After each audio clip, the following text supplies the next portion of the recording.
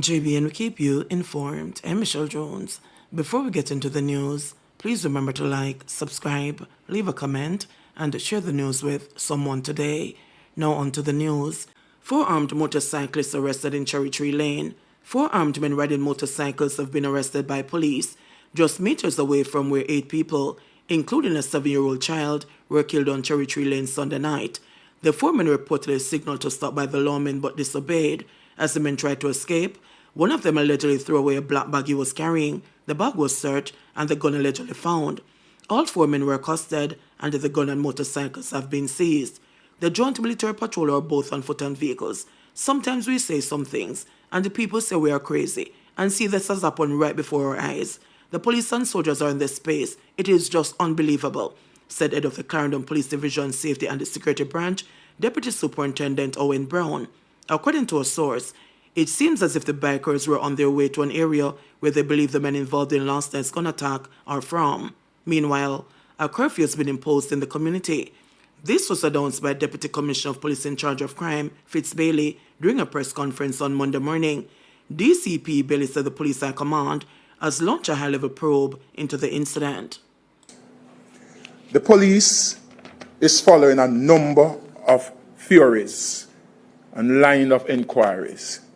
At this time, I am unable to get into those details, but I guarantee you that we will ensure that the perpetrators are brought to justice. We are confident in the ability of the law enforcement agencies, and we are following some significant lead. This incident is so tragic. Is a significant attack on, I consider, the state. And as I said yesterday, its intention is to create intimidation and fear within the community. We have imposed a curfew in the area, and we will be engaged in a lot of activities to ensure that those who are responsible are brought to justice. We will identify and locate the suspect. We will ensure to mitigate any form of reprisal by our presence. And I will appeal, and we are appealing to the public. If you have any information, please pass it on to us. This senseless act must be dealt with swiftly and proportionately. And the JCF and the law enforcement agencies are committed to ensure that that is done. Skeletal remains found in Mount Florence, St. Catherine. The Glengrove Police in St. Catherine are trying to identify skeletal remains which were found in the community on Sunday. The police say about 2 p.m., passers-by in Mount Florence District, Glengrove, stumbled upon the skeletal remains on the bank of a stream. The police were summoned, and initial checks revealed the remains to be that of a human being. The police said a multicolored pair of shorts was observed at the lower part of the skeleton. The remains were removed to a funeral home while investigators await the post-mortem examination. Man in custody following ammo and ganja seizure in St. Elizabeth. The police are reporting the seizure of a quantity of ammunition and marijuana during an operation on Friday.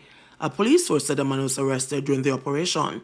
The St. Elizabeth Police and the Area 3 Fugitive Apprehension Team conducted an operation on Friday at Richpen District. During the operation, a concrete structure dwelling house was searched. 43 shotgun cartridges, 2 5-gallon buckets of ganja seeds weighing about 50 pounds, 5 pounds of vegetable matter resembling ganja were seized, said the source. One man who was found at the premises was taken into custody. His name is being withheld, pending further investigations, the source added. Charges expected to be laid against motorists who mowed down police constable. Charges on Monday expected to be laid against a motorist who mowed down a policeman during a traffic stop in the corporate area last Thursday. The policeman is a member of the Beat Officer Patrol Division of the Public Safety and the Traffic Enforcement Branch, PSTAB. Head of PSTAB, Assistant Commissioner Gary McKenzie, says the perpetrator remains in custody.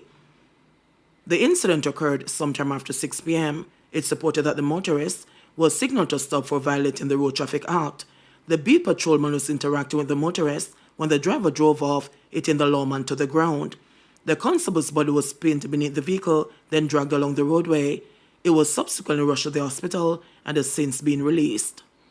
That man is now in the custody of the police, and our investigation surrounding the entire incident is far advanced, and he will be charged for a number of offenses. There is what we would call the primary charge in relation to the offense that was committed. However, after he was stopped on leaving based on the incident and the manner of driving and so on, and the fact that a collision occurred with the officer and it was not reported and he did not stop, those charges are going to be served.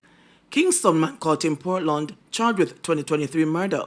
A Kingston man who was accused of killing a man 8 months ago in Tavares Crescent in the parish was caught in Portland by the police during an operation last Wednesday. The accused, 23-year-old Michael Jonah Adams, otherwise called Michael Irons and Blocks, was charged in connection with the death of a man with whom he reportedly had a confrontation on December 11, 2023. Adams, a carpenter from East Road, Kingston 12, was charged by the West Kingston Police with murder, possession of a prohibited weapon, unauthorized possession of ammunition, and using a firearm to commit a felony. Adams was held for the death of 25-year-old Usher Morgan from 4th Street in Trenchtown, Kingston 12. It was reported that at around 6:45 p.m., Morgan was sitting on a bicycle talking to Adams when they got into an altercation. During a struggle, the police said a gun was brandished, and Morgan was shot several times in the head and upper body. Adams fled the scene. Police assisted the now deceased man to the hospital, where doctors pronounced him dead on arrival. More than 9 spent casings were found at the murder scene. Adams was held during a police operation at Prospect, Land Settlement District in Portland. He was subsequently charged. Criminals overseas and behind bars involved in Clarendon mass killing, says Holness. Prime Minister Andrew Holness on Monday morning confirmed that criminal players from overseas and incarcerated persons were behind the mass killing of 8 people in Cherry Tree Lane, Clarendon, late Sunday. 10 other people, including an 18-month-old infant, were injured in the 2 separate shooting incidents which occurred approximately 8:45 p.m. Holness, who was speaking at a press conference at the office of the Prime Minister, said the killings represent an attack on every Jamaican and every community. He called it an act of terror. First, let me begin by extending my deepest condolences to the families and loved ones of those whose lives were brutally snuffed out in this dastardly incident. I feel the pain and share the distress of the families, the loved ones, the communities, and indeed the entire Jamaica. And I also pray for the recovery of those who were injured. I stand here today with firm resolve that everyone, and I mean everyone, who was in any way involved in this incident will be brought to justice. I want to make that absolutely clear. The incident is one which cannot be allowed to stand in any way, lest it become the normal routine of criminals.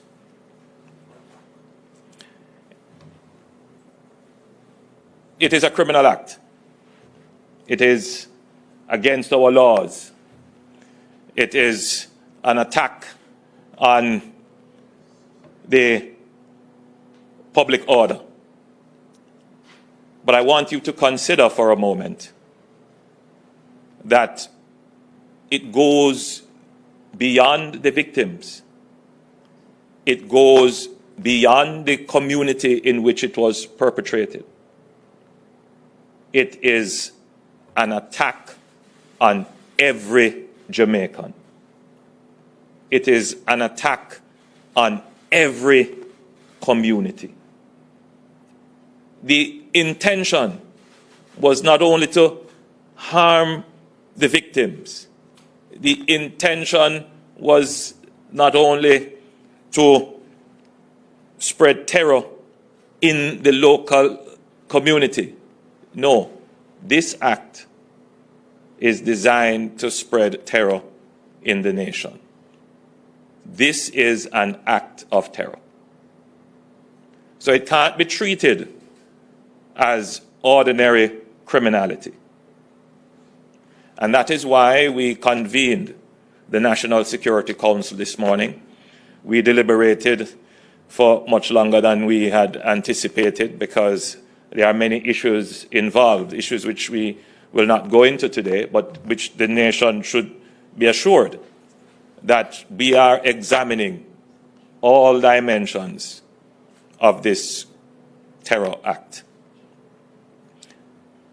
We know that persons overseas are involved and connected in this act.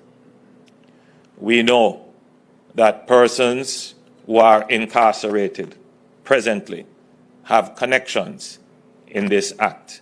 We know that multiple gangs are connected and involved in this act.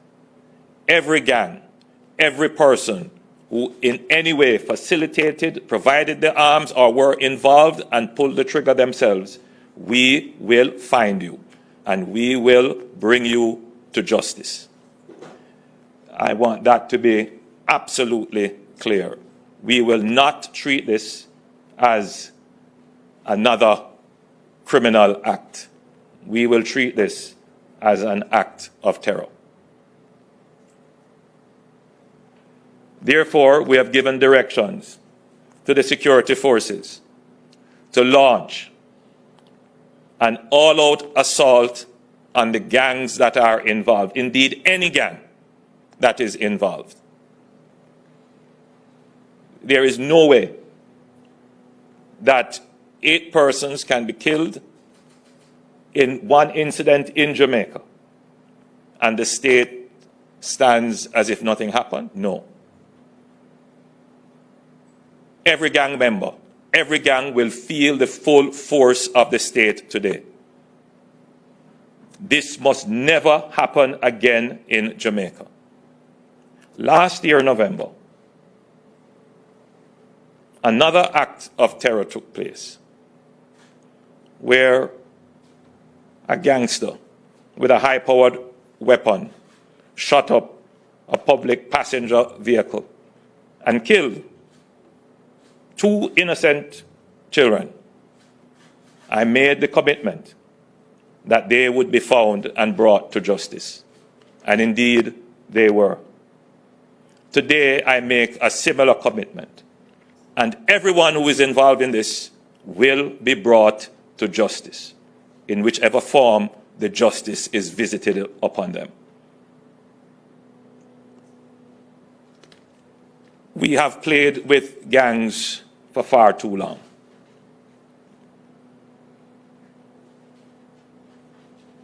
We have treated them as if they were Robin Hoods. Communities have been too sympathetic to them. Communities have given them succor and protection. We must use this as the opportunity to draw the line finally in the sand and to separate the gangs from our communities. The gangs are not merely youngsters who are poor and dispossessed. If you have that view, you are under a disillusion. You're misguided.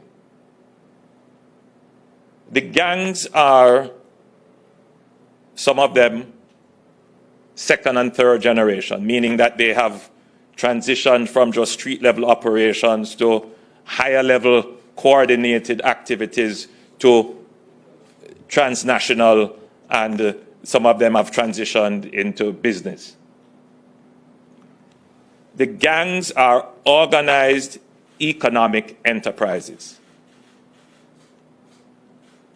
They parade as if they are in the community to protect you, but no, that's not what they're there for.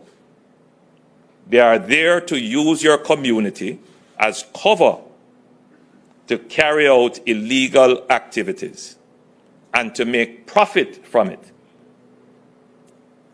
They are there to organize violence.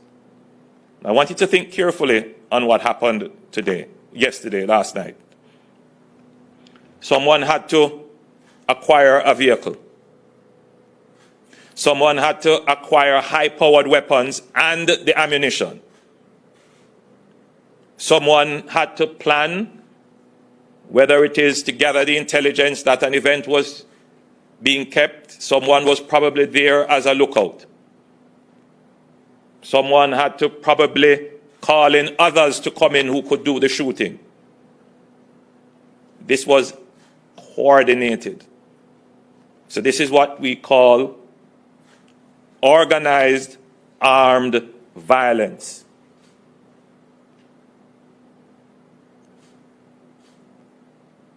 And this level of planned, organized armed violence must be addressed unequivocally.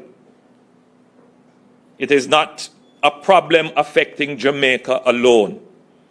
It is becoming a feature right across the Caribbean and Central America, and indeed in Latin America generally, and even in North America.